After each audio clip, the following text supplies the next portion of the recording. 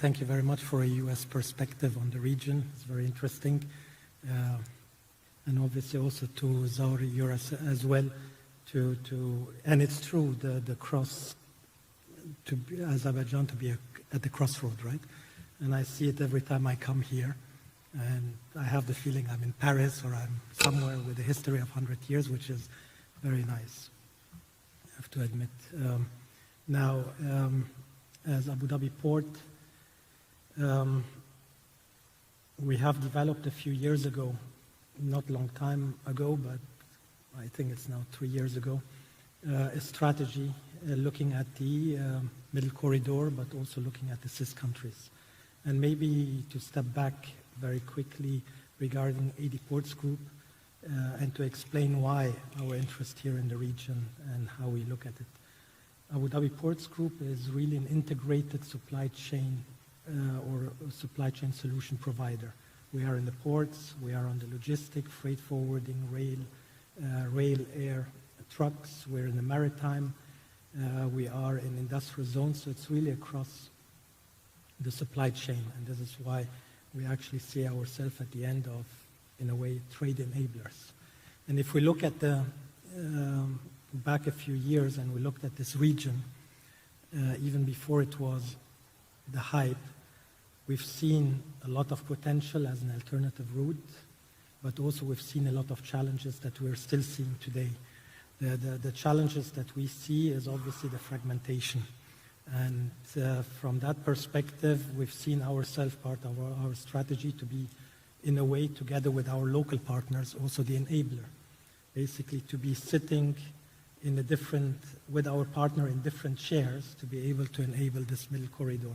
It is, as you said, Zor, historically always been there, but today, where technology has developed, where the big ships from China to Europe exists and so on, it's becoming challenging to remain very competitive. And that's the issue at the end, right? Because when it's so fragmented, everybody looks at his plate and says, well, how much of that cake can I take for myself, rather than looking at the overall.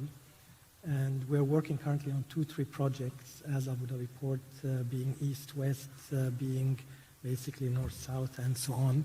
And every time we start doing our calculation, we end up with comparative analysis and saying, oh, here we're 20-30% more expensive.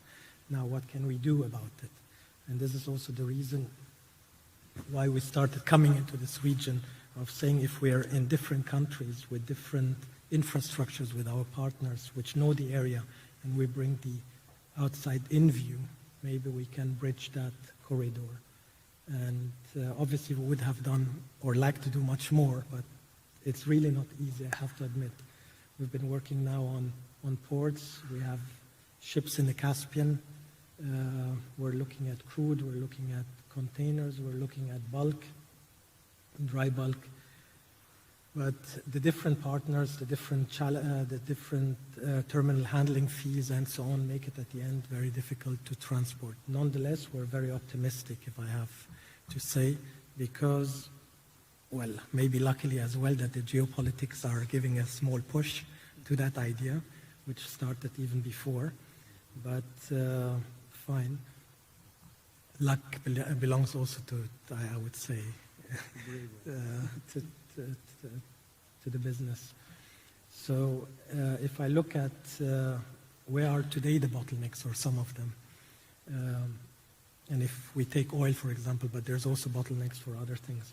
We have good terminals on this side, but the rail obviously needs some development.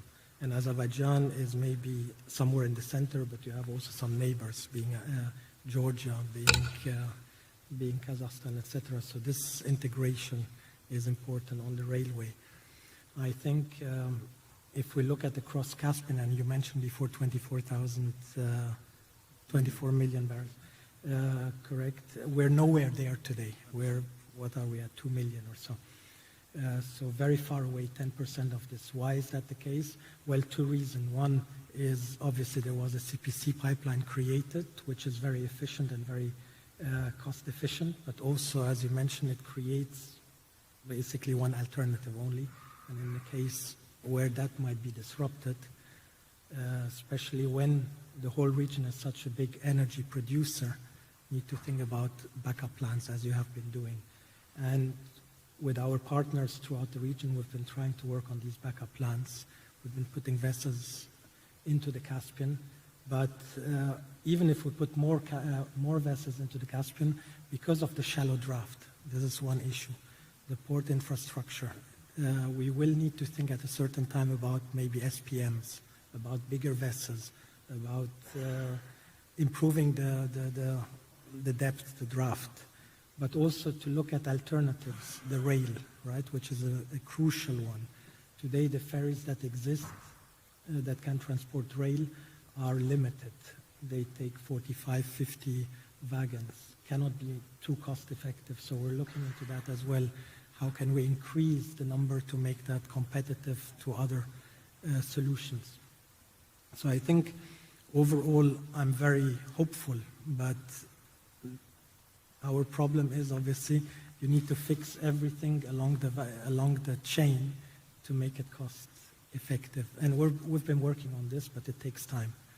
And so hopefully this is my second Baku Energy. Next time, and the third one when I'm here, maybe we can then tell you that we have maybe jointly sorted one or two of these problems.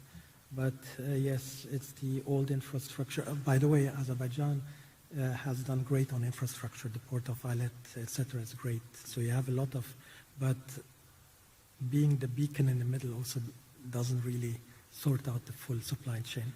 So we're working on both sides, ports and terminals, but also we will need to look at how we can make that railways, especially, I believe, more effective.